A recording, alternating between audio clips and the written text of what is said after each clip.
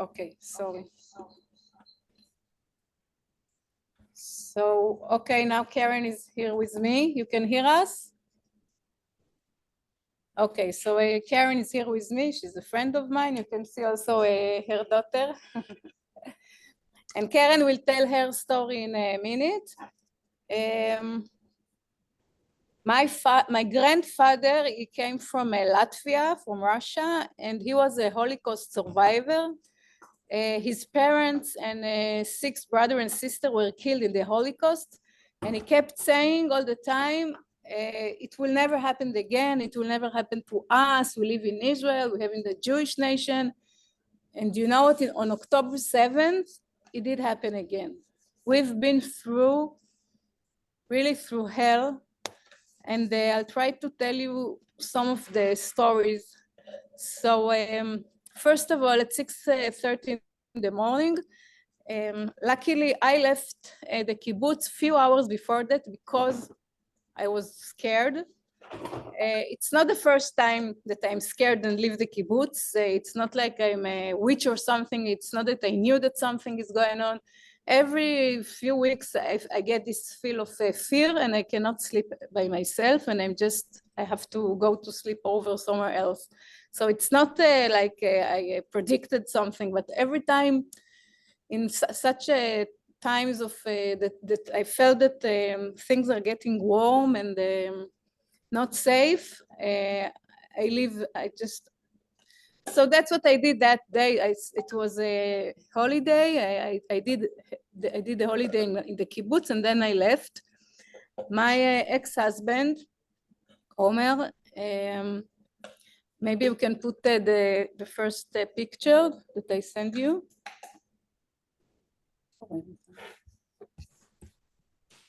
Yes, this is Omer. I was married to Omer for can you see the picture? Yes, we can see.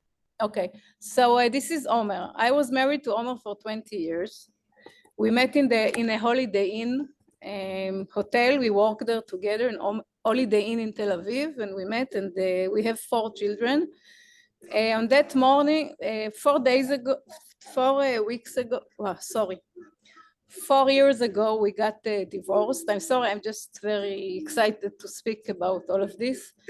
We got divorced, so at that night he was alone in the kibbutz, and at 7 o'clock in the morning he left to go to open the war room, the control room of every time of escalation. He's in charge of the computer system, and he had to send all the messages, all the text messages of what to do, or the instructions. You need to go inside the safe room, you need to go out, you need to go away. So that's what he's doing every time. So he thought it's a regular time of escalation. He didn't know at 7 o'clock in the morning that the whole kibbutz is already crowded with terrorists. Nobody knew. The people that were supposed to send the messages, they were killed in the first half an hour, so nobody knew. And he just left the house, and a few minutes later, he was shot dead. He was shot in his head on the way to his car. We have some evidence that it got shot inside the car because what we saw there, but they found him outside the car, so we don't exactly know what happened, and I guess we will never know. So he was the love of my life, and now we miss him a lot, and I have 4 children without a father, and it's very hard. We buried 65 people from my kibbutz. I'll say it again, 65 people died that day, got murdered brutally, only from Kfar Aza. So we have 65 stories, horrible stories. I'm not going to go through all of them, but I'm going to share some of it with you. So if I can have the next picture. Okay, this is Yam and Nadav Goldstein. It's the father and his daughter. They were inside their house with Nadav's wife called Chen and 4 children, Yam, Agam, Gal, and Tal. What happened is around 11 o'clock on Saturday, a terrorist came and broke into their house. They saw Nadav, the father. They just killed him on the spot. They came like 6 or 7 people. There was no way you could handle it. And of course, he was unarmed. None of us were armed. We were civilians. We just went to sleep on Friday night, woke up in the morning to a war zone. They shot Nadav. They murdered him. And they took the rest of the family to get captured. You know, they kidnapped them. But what happened is his daughter, Yam, that you see here in the picture, Yam saw her father on the floor, covered with blood, and they had to leave, but she saw it and she couldn't bear it, and she fainted.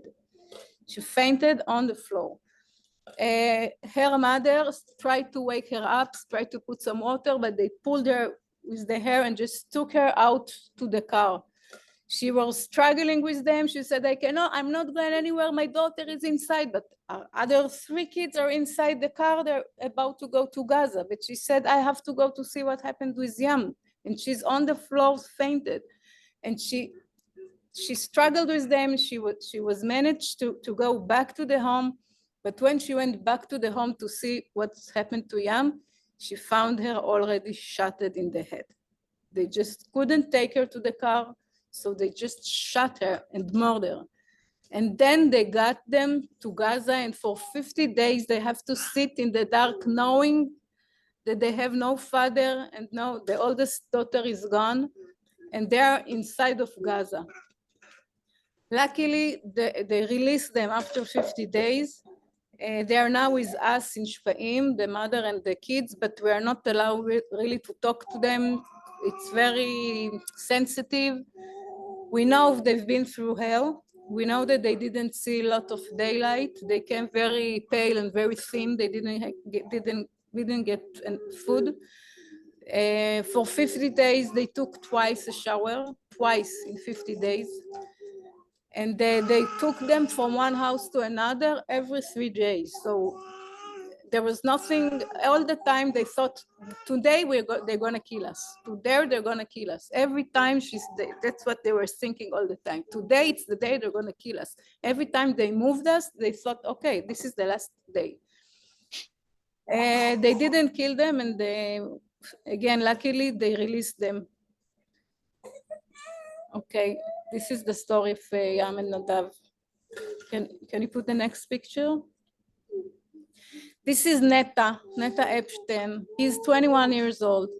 He was in his shelter room for 14 hours, and then the terrorist came, and he was with his fiancée, and he was trying to, they were fighting with them. They hold the door, the safe room door.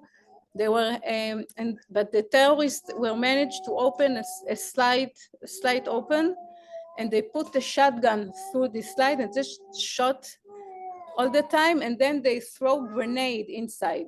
The first grenade, it was managed to catch and throw back outside, and nothing happened. Also the third grenade, it was too late. He just yelled grenade and jumped on the grenade. He got killed on the spot, but he did save his fiancée. And she lives. They were happy.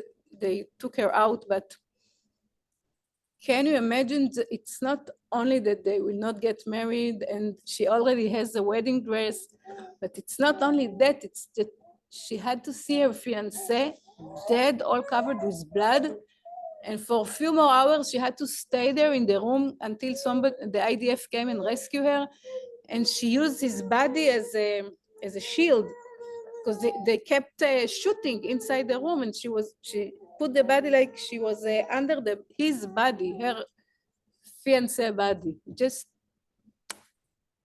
It just doesn't make any, it's not human. It's not even, I don't know how to call it. This is Neta. Can you put the next picture? Lily Ram and Lam are a couple, and they have 2 kids. They're very good friends of mine. Well, Lily wrote in the WhatsApp group. She wrote to us, to her friends. So I can hear somebody in the house. I can hear somebody in the house. They're getting closer. They're getting closer. Then she wrote, somebody shot Ram. Somebody shot her husband. And then it was quiet. Of course, nobody knew what happened.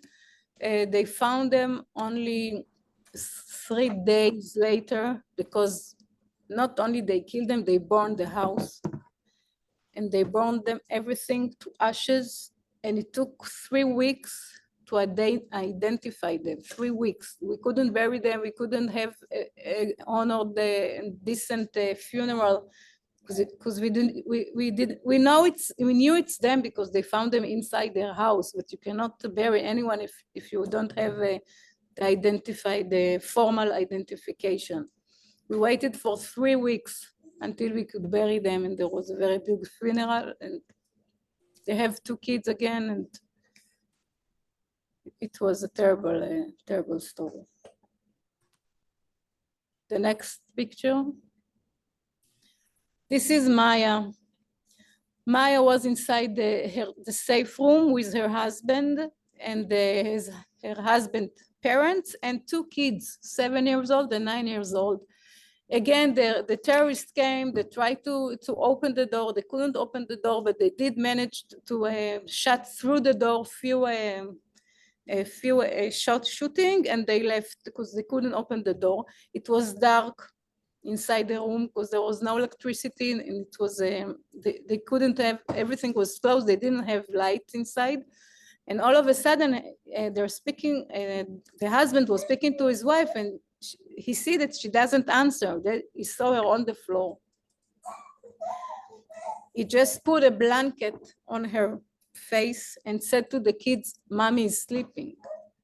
But he knew that it took a few minutes and she was gone. She got shot in the head. She was all covered with blood.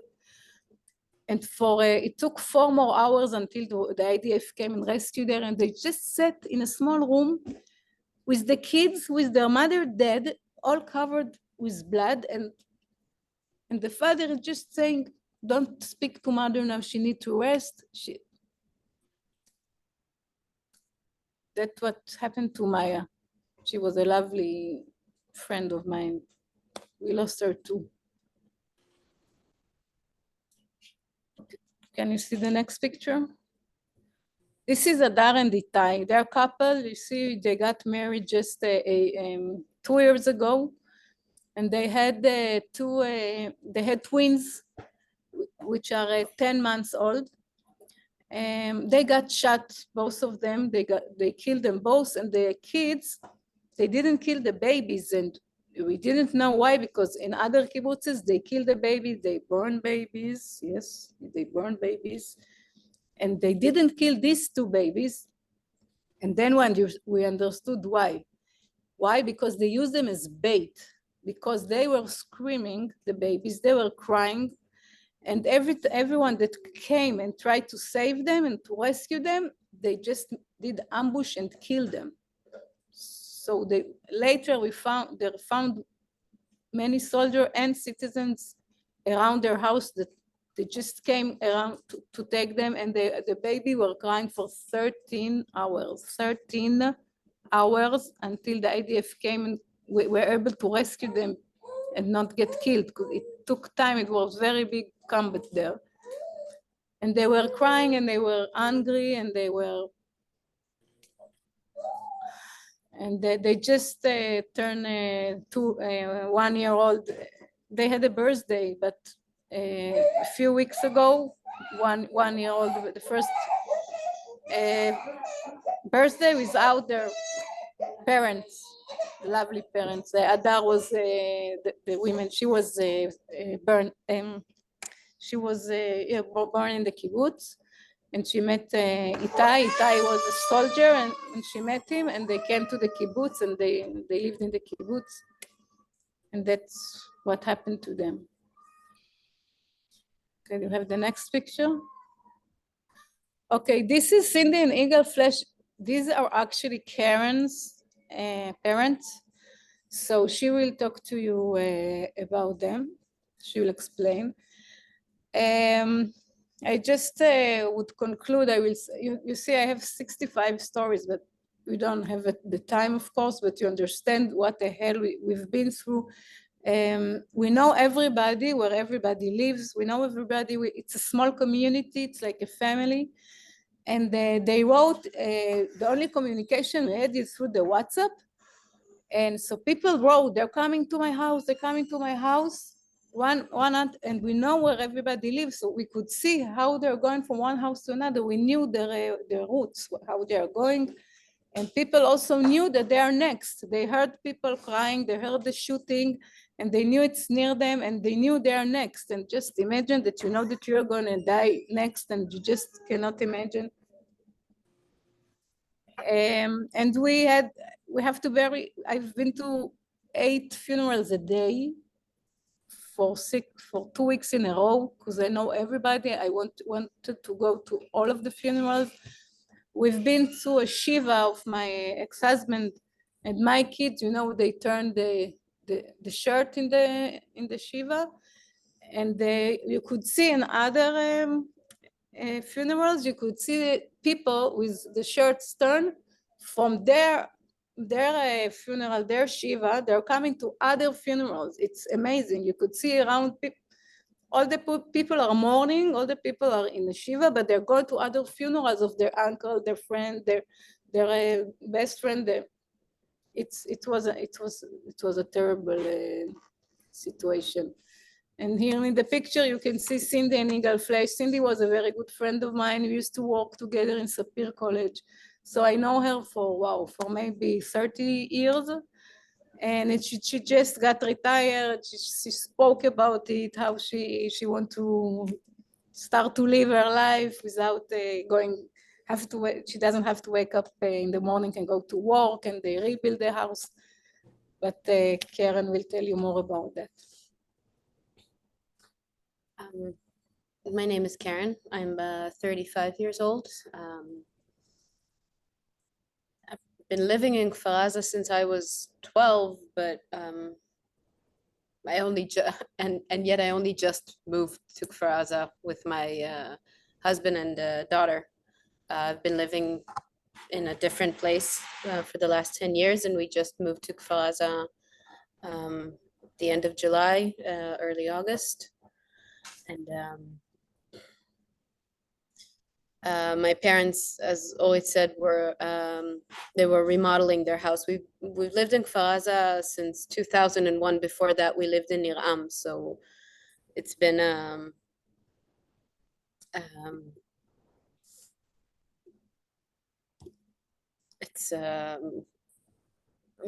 we've lived in the Gaza envelope all my life, and the last 23 years were in Kfar Aza.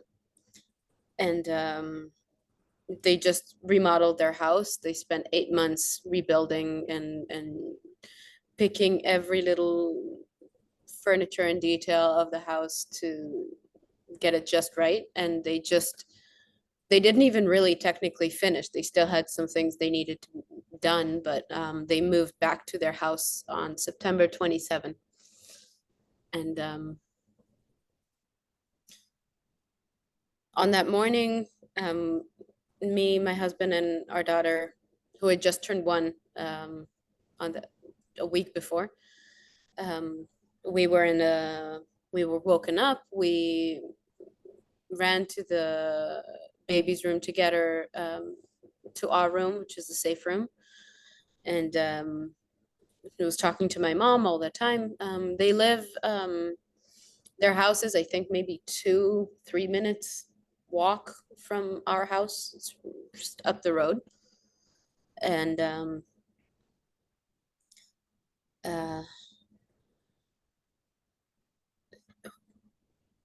just massive shelling right off the bat, 6:30 in the morning. It turned to gunfire fairly quickly, and it was just constant. It was nonstop. The bombing and the gunfire and explosions, which later I realized were grenades and RPG missiles and explosives. They attached like explosives to safe room doors and to like blow up the doors and get in some houses. And we just sat in the safe room and waited. We had before we knew what was happening, the first wave of shelling stopped, and we came out of the safe room. It was around, I think, maybe 6:45, 7 in the morning. We went out, made coffee, regular stuff to start the day. And I wanted to grab, to make my daughter a bottle and change her diaper. But then we got a message that we need to get back into the safe rooms until further notice. So I grabbed just the package of diaper and wipes and the package of baby formula and a big bottle of water, and it lasted for most of the day. And we just sat there and waited. We had no idea what was happening outside. We just heard them all around us all the time. And the main communication was through WhatsApp groups, because the cellular communication was faulty basically all day. We didn't have any reception, and just Wi-Fi in case you didn't lose your power. A lot of people lost their power, and it didn't even have that. But there was a big group, like a secondhand kind of a group for the kibbutz, and most of the kibbutz members were on it. And that's where the main communication, all of the communication basically happened. It became like a virtual war room, communication with the military and rescue teams, and just people were saying, we're here, we hear them here, I hear Arabic outside my house, they're inside my house, please come help us, please come get us. And my husband was watching what was happening in the group all day. I wasn't on that, and was just talking to my parents, trying to make sure that they're okay. Every few minutes, just send us a message, make sure you're okay. And that was just what we were doing until around 5 p.m. At 5 to 5, my dad sent me a picture of my mom and their dog on the safe room floor, resting, he titled it. And then 10 minutes later, my husband asked me if I've spoken to my parents recently. I said that, yeah, I talked to him 10 minutes ago and they're fine. And he said, talk to them again, call them, make sure that they're okay. And I sent my mom a message, a WhatsApp, and I saw that she was online. And I said, okay, she's fine then. And she didn't see my message, and she went offline, and she never saw my message. And I sent more messages and nothing. I sent my dad messages and they didn't even arrive. And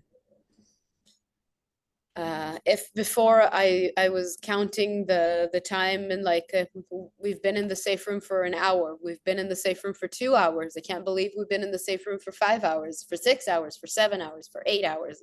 It's unbelievable.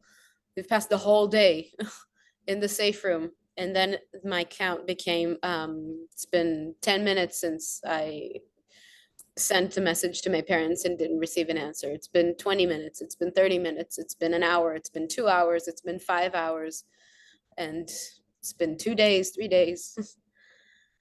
And we were rescued and evacuated by the IDF. They came to our house at around 9 or 10 in the evening. At that point, my daughter, she couldn't sleep. She didn't want to eat. She didn't want her pacifier. She didn't want anything. And she started crying really loudly. And we heard the fighting that we've heard all day, the gunfire. It was closer and then further and then closer and then further. And there were some points throughout the day where it was relatively quiet, but we didn't dare leave the safe room at any point. When my daughter started crying, we felt them like they were closing in on us, and the shooting felt really, really, really close to us, to the point where we heard the metal ping of the safe room window from the bullets. And then someone broke into our house and started walking around the house and came to the safe room and said that it's the IDF, open the door. Now it's a detail that's important to know at this point is that we were told early in the morning at 7:30 in the morning, we were told that the terrorists were wearing IDF uniforms. So even if you think it's soldiers, don't open the door. Some of them are speaking Hebrew and saying, "Tal, tal, come out with your hands up," in Hebrew. Not to do it, just to wait for a specific code. The soldiers that were in the kibbutz, they were given a code that they were supposed to give to us so we can open the door. But again, only later we realized that just the forces kept changing, and there wasn't a lot of, the communication wasn't really, there wasn't any communication between the forces that were in the kibbutz fighting. So they didn't really know what password they needed to give. So we didn't know if it was real or not. My husband tried to get them to speak longer sentences to hear their accents. And then when he decided that they sound Israeli, he opened the door. They took us to another apartment with other people and their dogs. We were, I think, 16 people and 6 dogs in like a teeny tiny room. What is it, like 2 on 3 meters, like very small. And we waited there for a few hours, and then they took us out of the room and outside and started briefing us on how we were going to exit the kibbutz. We were supposed to walk along the road to the gate where buses were waiting for us to take us somewhere. They didn't tell us where, they didn't tell us anything.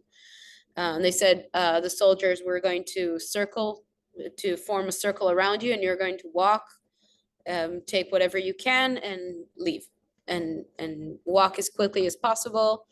And if we tell you to get down, you get down at that moment, and just pay attention to the soldiers.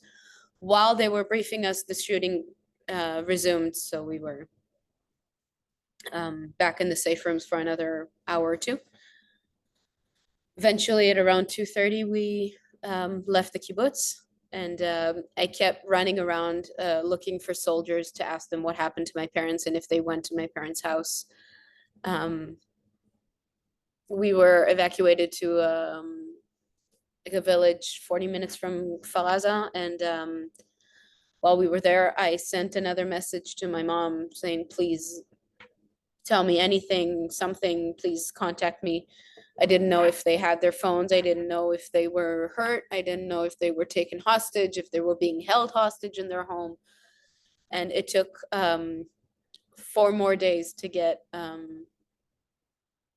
the information. Apparently, the terrorists started fighting from my parents' house, and it was one of the messiest fights in the kibbutz, apparently. It was really heavy fire. Their house is really on the fence, like a junction between roads that all lead to different parts of the kibbutz. So it's a really very strategic point. And when you get up on the roof of the house, you can see basically the entire kibbutz.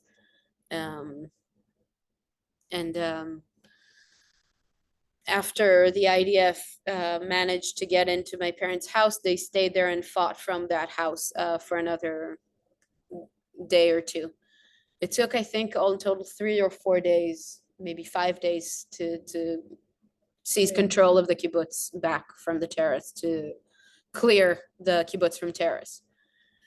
It took, I think, 2 or 3 days to scan all of the houses in the kibbutz, but there were still terrorists in the kibbutz. So it took another day or two to stop fighting. And on Wednesday evening, 4 days later, we were told that there was an officer that contacted us that told us that he was in their house and that he found them in the safe room, my parents, and that he was able to identify them from a description that he was given, and that all evidence shows that it was quick and immediate, that they were just shot immediately as soon as they managed to break through the door. And later, I got screenshots of messages that my mom sent. They had a WhatsApp group for their neighborhood. And my mom sent at 4:59, she sent a message that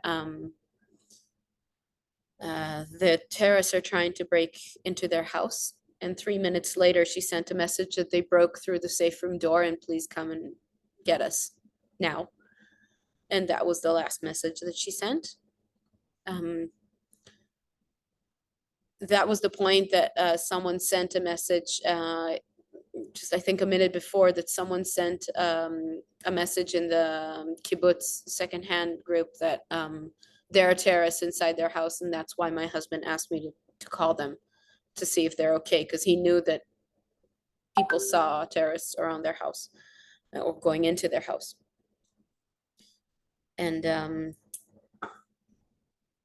get an official notice from the military, from the IDF.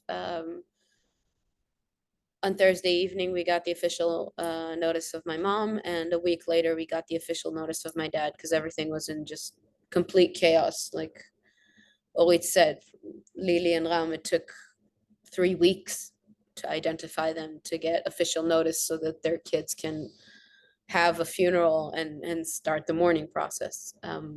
Until then, we're all just waiting. They didn't know, just waiting and hoping for a miracle, because there were so many miracles that we know that happened, and there were so many terrible disasters as well. So you kind of kept on hoping and praying that something good will happen, but unfortunately it wasn't the case.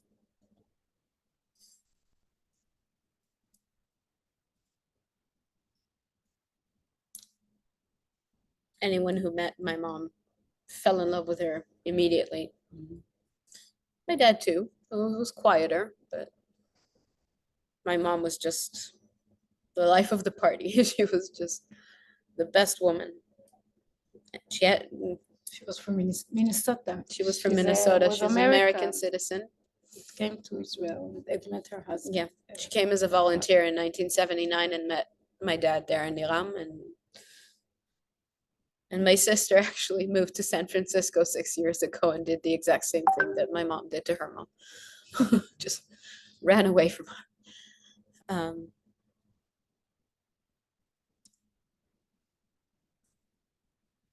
That's it. And we've been here ever since. 3 months now. Thank you for sharing these horrific stories that, as Orit, you were saying, it's like, can't imagine what you went through and what so many people went through on that day. I know that it's important for us to bear witness, and I hope for you, helps your healing to be able to tell the stories and to know that there's at least 61 people who are holding you, but so many more. And we hope that one day we can meet each other. Thinking about trips to Israel, it sounds like you have maybe connections in San Francisco. So let us know if you're ever here. I wondered if I could just ask, and if anybody else has questions, feel free to put in the chat. But I want to just, if you could take like 1 minute to tell us what's going on now, where you are, how people are coping, how are the kids, school, and everything like that. Like what's happening in this moment, day 100. Is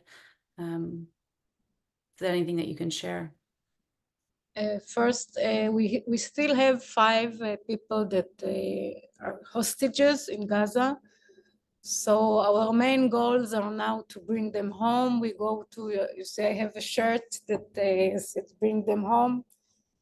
And we are going to a strike every Saturday. And today there are many strikes, and we go a rally that we go and participate. So this is our main goal, and we are mourning about our community. I didn't go back to work. We have any kind of session of psychology treatment. I need to take care of 4 kids that everyone is in his own route. They did open the kindergarten here after 2 weeks. Okay, we are displaced now. They took us out of the kibbutz and they gave us a hotel in Shfaim, it's called. It's next to Herzliya. Another kibbutz. It's another kibbutz. We have a room, one room. I am with 4 children in one room. So you can imagine the mattress on the floor and all the clothes are all around. But it will take us time until some people got back to work, some people didn't. We hug each other, we sit at the evening very late, and because we cannot, most of us cannot really sleep, so we sit in the lobby, we talk a lot, we hug each other, we know, we understand each other, you know, better than anyone else, because almost everyone in the community lost someone, lost the parents, lost a kid, lost both parents, lost friends, we know everybody, we grew up with everybody, it's like a family, so we really, we are there for each other, we're going through it as a community, because that's how we used to be before, that's how we live our life, in the community. But other than the individual losses and trauma that people experience, there's also the communal loss and trauma. It's many layers of grief and loss and pain that we're experiencing. The biggest one of all is the fact that there are still 5 community members, 4 kids, they're in their 20s, that were taken from their homes on that morning, and a grandfather, a father, a grandfather, a friend who's still there. His wife was returned, but he was left there alone still. And it's been 3 months, it's been 100 days. And there are some people that want to heal and go on and continue, and they need that. They need to go back to work. They need to think of rebuilding their lives. And on the other hand, there are people who are saying, we're still on October 7. I mean, it's not that time has passed. It's passing, it's moving, but it's not really moving. We're still on the same day. Feels like it's been 100 years, and yet that no time has passed. And how can you think of rebuilding anything when there are still missing pieces of our heart? And the people here in Shfaim are amazing, and they helped us a lot. They still help us a lot. And there are so many volunteers from all over the country. After 2 weeks, they opened the kindergartens and daycares for kids who are not in school. And I think that this week, today, was the first day of elementary school. They officially joined the elementary school, and high school, I don't know. High school also today. High school too. And we don't know. We're making it up as we go along. I mean, this is unprecedented on every level. On the personal, communal, and state level, and just no one really knows how to handle this or what to do. You can't please everyone. You can't think of a solution that will work for everybody, because everybody wants different things. And as always said, we're very much trying to get over it and get past it as a community, because I think that's where our strength is. And that's why so many people decide to stay in Shfaim in a room with all of their family members, even though it's becoming impossible to continue to live like this. It's still preferable than leaving the community that we have here. There are hundreds of displaced people in Israel now, but you need to understand that some of the people, Hundreds of thousands. hundred of thousands. It's Yeah. okay, 100,000, but some of them, the war will end, they go back to their home and they will start living again. Kfar Aza, you cannot go back in the next 2 years. There are 3 kibbutzim that Three can't go kibbutzim, back. Kfar Aza, Be'eri, and Nir Oz, they destroyed. You know, we have no electricity, we have no water, no running water. Some people don't have homes. 60% of the houses are they are either burned or you know, with grenades, and you need to rebuild these houses, 60%. So, and it's a community, so it doesn't make any sense that, okay, I have a house, I'll go back. You don't have a house, you won't go. We need to rebuild the kibbutz, and then all of us will go together. We are not talking about next 2 years. So we are preparing to build our next 2 years outside the Kfar Aza, and we need to do lots of recovery, both emotionally and physically. Is there anything that you can think of that we can do from here? I know some people are asking, what can we do? What support do you need that we can provide? Keep talking about it, keep letting people know that it's unbelievable that it's been 100 days and there are still 136 people, civilians, most of them, some of them, yeah, are soldiers, because everyone in Israel at the age of 18 is drafted, but they weren't in active duty, they weren't taken from a base, they were taken from their home, they were taken from a party, they were taken from their everyday lives, and they're still there. And they just got access to medicine that for a lot of them is too late. And who knows if they even get that. And they have no water, and they have no food, and they are being beaten and tortured. And it's unbelievable that at this time we have to stand up in court and defend ourselves. It's unbelievable that people outside the court watching the proceedings are still just shutting their ears and protesting against the genocide of whatever, ignoring the genocidal act of October 7. It's just, I have no words. I need to make up a whole new language with new words that will begin to express what the rage and the helplessness that we're feeling right now. This should be the only thing right now to get everyone back home. They need to be back home right now, tomorrow, today, yesterday. They can't stay there for another minute. They won't come back. How can we recover? I was at the rally yesterday and someone said, how can we won't recover. If we get 136 coffins back, we will not recover. We cannot recover. We need your help and being our voices outside of Israel and just, you know, standing with us proudly, vocally, and just as bearing witness is one of the most important things in Judaism. And so that's really, we really appreciate it. But if you can take this, what you've heard, and pass it on and keep it alive and not let everyone forget it, because it's starting to fade. Yeah, it's starting to be normalized. It's like, yeah, okay, people see the faces on the posters and they just walk past it now, and you can't let that happen. They need to come back. Yeah, we hear you, and I know we're praying for the same, for every one of them to come home safely.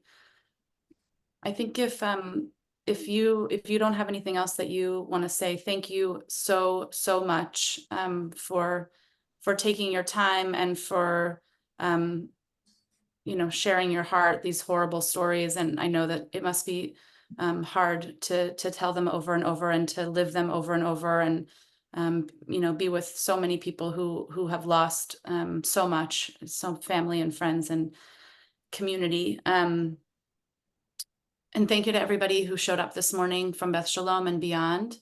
As I mentioned at the beginning, we hope that this is the beginning of a partnership, of a connection, so that if we're ever there or you're here, or we will be there for sure, but if you're ever here, that you'll tell us. And if it's okay with you, we'd like to end with a Misha Berach for the two of you and for your families. Because sometimes when there are no words, we turn to the tradition and we can say a prayer. Misha Berach Avotenu Avraham Yitzhak v'Yaakov Sar Rivcha Rachav Leah Hu Yivarech v'Yirapeh et Keren ve'Orit u'mishpachot shelachen ve'et kol hacholim b'kila kedosha hazot hakadosh baruch hu yamalei rachamim aleihem lahasikam orapotam v'yishlach lehem hira refuah shlema min hashamayim refuat hanefesh refuat haguf betoch sha'ar cholei Yisrael v'chazek yedei oskim b'tzarchechem hashta bagala bizman kari v'nomar.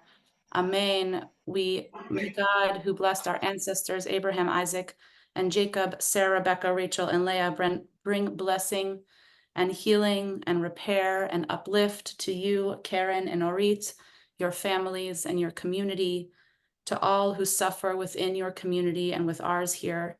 May the Holy One mercifully restore you to health and vigor and strength, granting you physical and spiritual well-being together with all others, and strengthen those who take care of you and who you take care of. We hope and pray that healing is at hand, and let us say Amen. We can't thank you enough for being here. We continue to send you strength and love. And like I said, hopefully one day, not over Zoom, we'll be able to be together in person. So best of luck. Thank you very much. Cheers. Thank you. Thank you.